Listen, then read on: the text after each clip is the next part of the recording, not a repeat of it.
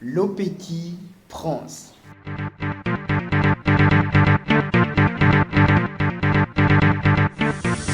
Coucou, bonjour, bonjour, bonjour, salut à tous, salut, comment allez-vous? C'est moi, Christophe Zakaria, ou simplesmente Christophe Zacarias. Estou mais uma vez convosco para aprendermos la langue française sem sair de casa, d'accord? Aujourd'hui, nós vamos ver sobre Le Petit Prince, o quinto capítulo sobre Le Petit Prince. E eu vou dar uma dica que sempre tenho dado, né, de vez em quando nos meus vídeos, do que você pode fazer para tornar a sua leitura mais fluente em francês e também, conhecer novas palavras em francês, d'accord? Então fique comigo até o final do vídeo. Se ainda não deixou um like, deixa o like, subscreva o canal, ative o sininho de notificações e vamos a isso. Le Petit Prince. Vous êtes prêts? Allons-y. Ok, voilà, le chapitre 5. Ok. Pour lire fluentement la langue française, il faut faire cet exercice, né? Primeiro, vocês precisam ler o texto. Então, leiam o chapitre 5 do livro Le Petit Prince. Se ainda não tem esse livro, entre no nosso grupo Amigos de Francês, d'accord? Então, depois peça lá o livro, d'accord? Ok. Então, depois de ler o livro, né? De ler o chapitre 5, então, il faut souligner, ou durante a leitura, pendant la lecture, il faut sublinhar as palavras que achou difícil. Então, depois, nós vamos pedir ao Google Traduteur, que vai ler para nós, fluentement. On va copier le texte, né? Moi, j'ai déjà copié ici le texte, d'accord? Então, depois de copiar o texto, então, você poderá reler, ou seja, acompanhar a leitura do Google Tradutor, corrigindo, né? Vendo notas, né? De como é que você deve ler aquelas palavras que achou complicadas e depois volta a reler, né? Então, eu vou pedir que vocês façam isso, d'accord? Então, ok, temos aqui o chapitre 5, on va demander o Google Tradutor para ler para nós, mas vocês antes devem ler o capítulo 5, né?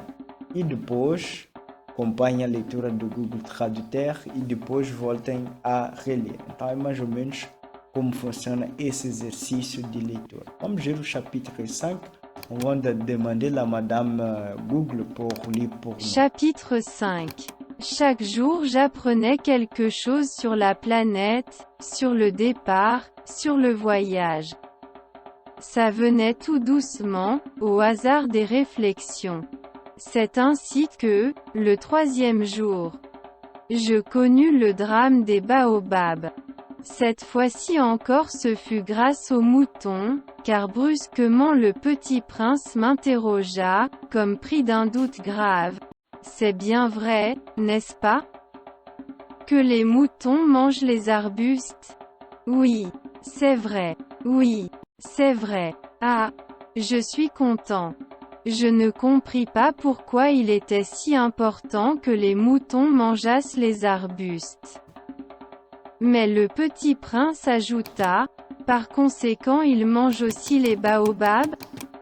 Je fis remarquer au petit prince que les baobabs ne sont pas des arbustes, mais des arbres grands comme des églises et que, si même il emportait avec lui tout un troupeau d'éléphants, ce troupeau ne viendrait pas à bout d'un seul baobab. L'idée du troupeau d'éléphants fit rire le petit prince, il faudrait les mettre les uns sur les autres.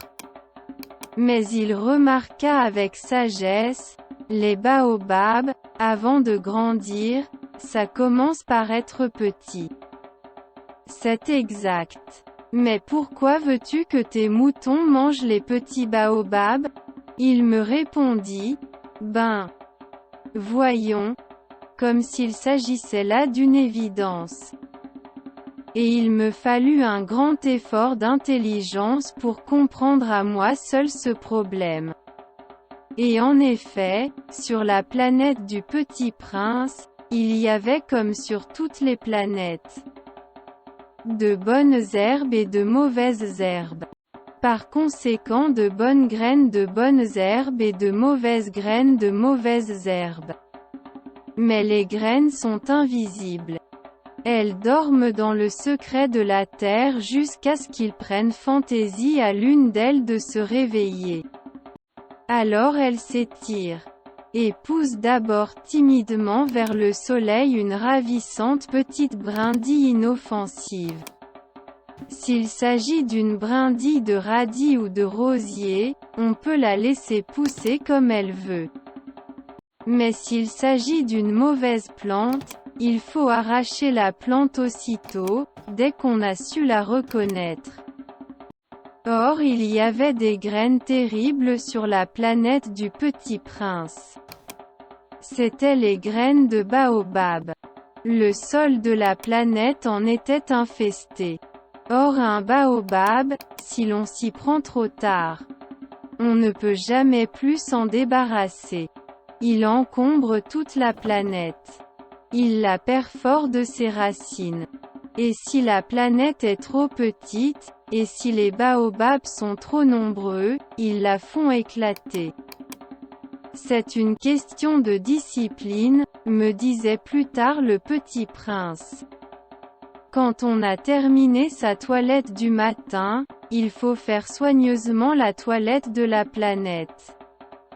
Il faut s'astreindre régulièrement à arracher les baobabs dès qu'on les distingue d'avec les rosiers auxquels ils ressemblent beaucoup quand ils sont très jeunes.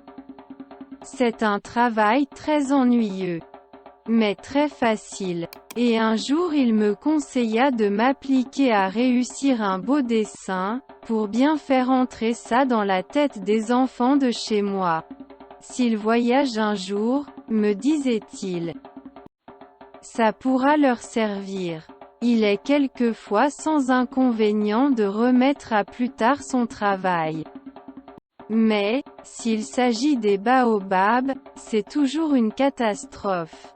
J'ai connu une planète habitée par un paresseux. Il avait négligé 3 arbustes, et, sur les indications du Petit Prince, j'ai dessiné cette planète-là. Je n'aime guère prendre le ton d'un moraliste. Mais le danger des baobabs est si peu connu, et les risques courus par celui qui s'égarerait dans un astéroïde sont si considérables, que, pour une fois, je fais exception à ma réserve. Je dis, enfants, faites attention aux baobabs. C'est pour avertir mes amis d'un danger qu'ils frôlaient depuis longtemps, comme moi-même, sans le connaître, que j'ai tant travaillé ce dessin-là. La leçon que je donnais en valait la peine.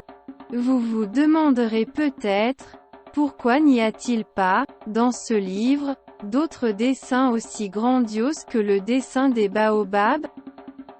La réponse est bien simple. J'ai essayé mais je n'ai pas pu réussir.